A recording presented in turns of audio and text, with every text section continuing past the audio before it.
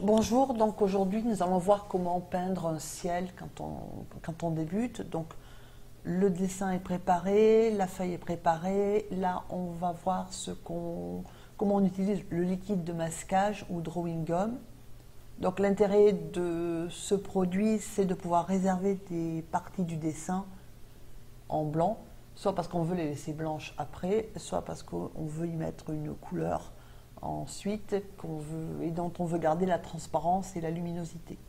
Donc c'est pas très difficile à utiliser. On prend un pinceau. Moi j'ai pris un pinceau fin et il faut être soigneux quand on le passe parce que là où vous mettez du liquide de masquage, ça va rester blanc. Donc si vous le mettez là où vous ne voulez pas, c'est-à-dire que si vous dépassez, la partie va rester blanche après. Et si vous en mettez pas là où vous allez, par exemple à l'intérieur du phare, quand on va passer le pinceau tout à l'heure pour faire le ciel, la couleur va se mettre sur le phare, c'est-à-dire à des endroits où on ne le veut pas. Voilà. Alors ensuite, pour l'utilisation vraiment plus détaillée du drawing gum, je vous laisse vous reporter la vidéo que j'ai faite sur ce sujet-là spécifiquement. Donc, alors il y a du drawing gum qui peut être plus coloré, il y en a qui est bleu, il y en a qui est rose. Bon, voilà, moi j'ai pris. En fait, moi je ne l'ai pas acheté par rapport à la couleur, je l'ai acheté plutôt par rapport à la marque parce que j'en avais acheté un précédemment qui était bleu, qui se voyait bien, mais que je trouvais qu'il n'était pas. Il abîmait le papier. Voilà. Donc. Une fois que j'ai mis la couleur sur le drawing gum sur toutes les parties à réserver, je prépare mes couleurs. Donc, moi, j'ai l'habitude plutôt de commencer par mouiller d'abord la palette, parce que je trouve que c'est plus facile, les couleurs se mélangent mieux. Et donc, je vais commencer par mélanger par le jaune, la couleur la plus claire. Donc, mon jaune, c'est terre de sienne naturelle. Donc, je prends un petit peu de peinture, en godet ou en tube, hein, peu importe. Moi, bon, j'utilise des tubes. Mais peu importe. Et en fait, je prends un petit peu de peinture, un petit peu d'eau, parce que je ne veux pas une couleur qui soit trop soutenue et trop foncée, parce que j'ai décidé que mon ciel serait serait clair, de manière à ce que le sujet principal qui pour moi est le phare ressorte bien. Donc là, j'utilise le rouge, et de manière à faire en orange. Donc c'est pour ça que j'ai posé d'abord mon rouge sur le côté. Parce que de la même façon, si j'avais mis directement le rouge, ça aurait été plus foncé, trop foncé pour ce que je veux. Je ne veux pas un orange foncé, je veux un orange qui soit clair. Et de la même façon, je mets beaucoup d'eau parce que je ne veux pas un orange qui soit très soutenu. Voilà. Et que c'est plus facile à doser en ayant le rouge posé à côté que si je prends directement la couleur et que je la mets dans l'orange, c'est plus facile à doser. Voilà. Donc, à partir de là, donc là par exemple, je suis en train de me tromper parce que j'ai pas fait attention. J'ai pris un autre rouge qui est dans la gamme des rouges que je mélange. Donc c'est vrai que visuellement ça se voit pas. Ça se verra tout à l'heure quand je vais faire mon mélange de couleurs. Donc là, une fois que j'ai pris mon jaune et mon orange, je fais mon bleu parce qu'en fait je veux pas de rouge dans mon ciel. Et donc le bleu c'est la même chose. Hein, j'utilise le bleu outre-mer, français, qui est une couleur qui est très, très vive, qui peut être très vive. Et donc, pareil, je mets un petit peu de bleu et beaucoup d'eau, de manière à avoir du bleu, mais pas un bleu trop foncé non plus. Et donc maintenant, je veux une autre couleur, qui est un violet-gris, et donc violet, bleu et rouge, hein, et de manière à pouvoir donner un peu plus de relief à mes nuages. Et c'est là que je vais voir que je me suis trompée, parce que quand je vais ajouter du bleu à mon rouge, ça ne me donne pas un violet, pardon, ça me donne le gris. Alors, vous allez voir, je vais l'essayer. Le gris, il est pas inesthétique. J'aurais pu l'utiliser comme ça. Mais en fait, ça n'était pas la couleur que je voulais. Et donc, voilà. Alors, quand je vais essayer, c'est un gris. Alors, pâle, parce que j'ai mis beaucoup d'eau, comme je l'ai expliqué tout à l'heure. Voilà, c'est un gris qui est joli. Qui est un gris pâle, qui est lumineux, qui s'accorde bien avec l'outre-mer logiquement puisqu'il y en a dedans, mais ce n'est pas la couleur que je veux moi, pour mon ciel. Donc du coup je vais réaliser que je me suis trompée Voilà, c'est pour ça que je nettoie ma palette et que je recommence avec les bonnes couleurs, puisqu'il n'y a bien que 3 couleurs dans ce dessin, le rouge, le bleu, et enfin un seul rouge, un seul bleu, un seul jaune. Voilà, donc là je recommence en fait en commençant par la couleur la plus claire, de manière à créer un violet. Enfin un bleu-violet, bleu, gris, violet. Voilà. Donc, par contre, ce que je ne t'ai pas dit, c'est que quand je change de couleur comme ça, il faut deux pots.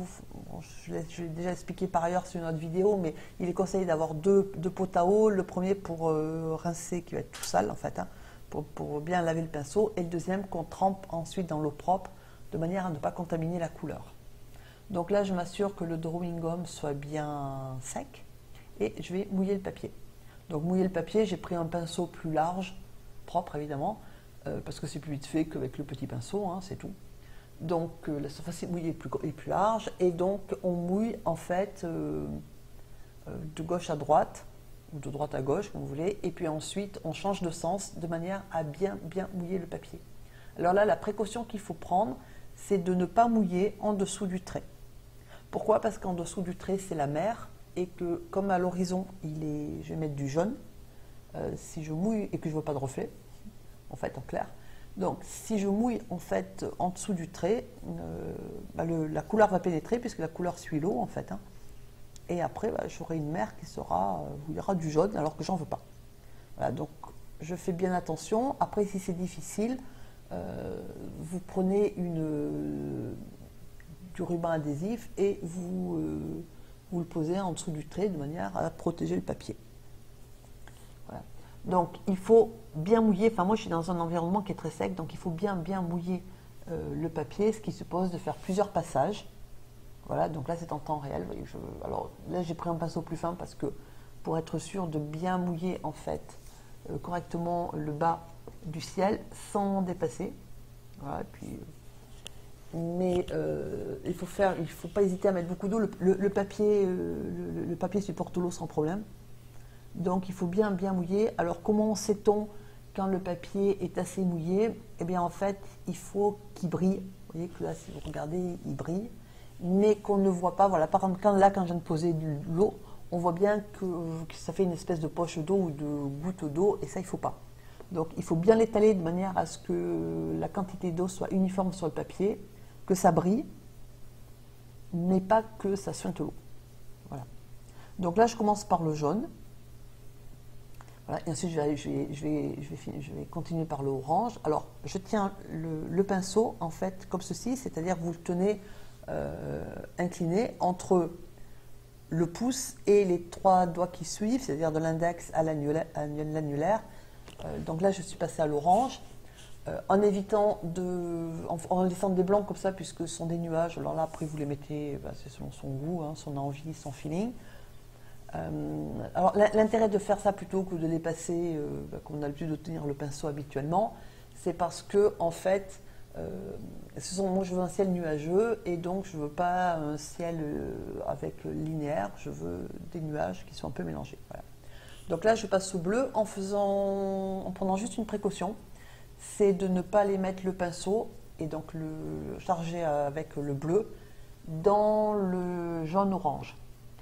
Parce que sinon, ça va faire. Alors, les couleurs vont se mélanger de façon inesthétique, et je ne veux pas. Donc, en fait, je laisse. Je mets dans plus ou moins de quantité de bleu. Ça, c'est une question de goût. Donc, la quantité de bleu, c'est quand vous trempez votre pinceau dans la couleur. Donc, vous en mettez plus ou moins. Si votre truc n'est pas assez soutenu, vous prenez vous frottez, vous rajoutez un petit peu de peinture. Mais pas d'eau. Et parce que si vous mettez de l'eau, vous voyez bien, ça va goûter, ça va faire des auréoles, ça va pas faire joli. Et donc là, on met, je vais passer au violet au violet gris dans pas longtemps pour soutenir. Voilà, là par exemple, c'est du violet gris, juste pour soutenir un peu, donner un peu de relief à mes nuages. Et je ne mélange pas, ou très peu, les couleurs entre elles. Vous voyez, si vous regardez bien, vous voyez qu'il y a un petit peu de blanc entre les différentes couleurs. Il y a qu'à un moment donné, vers l'horizon, où je vais faire un petit peu de nuages parce que cet horizon enfin, jaune-orange, je trouve qu'il est un peu trop uni, donc voilà, je vais faire un petit peu de nuages. Mais là encore, c'est une question de goût. Et une fois que j'ai posé mes couleurs, je vais rincer mon pinceau correctement. Donc là, je rajoute juste du orange parce que je trouve que c'est un peu palo. Voilà, c'est une question de goût, ça c'est voilà, chacun fait comme il le sent. Donc là, je rajoute de l'orange. Et vous voyez que je le rajoute par petites touches, en fait, pour éviter d'avoir un trait bien continu, bien rectiligne. Et donc, quand je vais avoir fini ça, je vais rincer mon pinceau. Et vous allez voir, je vais l'essorer, je vais donc l'essorer sur de l'essuie-tout, mais l'essorer aussi entre mes doigts, de manière à avoir un pinceau qui est humide, mais pas mouillé. Voilà. Donc, voilà, alors, l'intérêt de l'essorer beaucoup, c'est qu'une fois, alors ça se fait une fois qu'on a posé toutes ces couleurs, voilà, qu'on est content des volumes et puis qu'on est content de son ciel, enfin au moins de la position des couleurs. Voilà, donc on peut rajouter comme ça, on peut travailler son ciel tant que le papier brille, parce que quand ça va être, parce que tant qu'il brille, il y a de l'eau et donc ça va se mélanger. Alors voilà, donc je suis en train d'être bien essuyé et d'avoir un pinceau humide et je vais très légèrement en fait balayer en fait les nuages, alors plutôt en diagonale pour suggérer un petit peu de vent. Alors l'objectif c'est de créer un ciel de traîne ou bien d'essayer de rendre un peu l'aspect cotonneux du nuage, voilà, de le faire un peu plus naturel.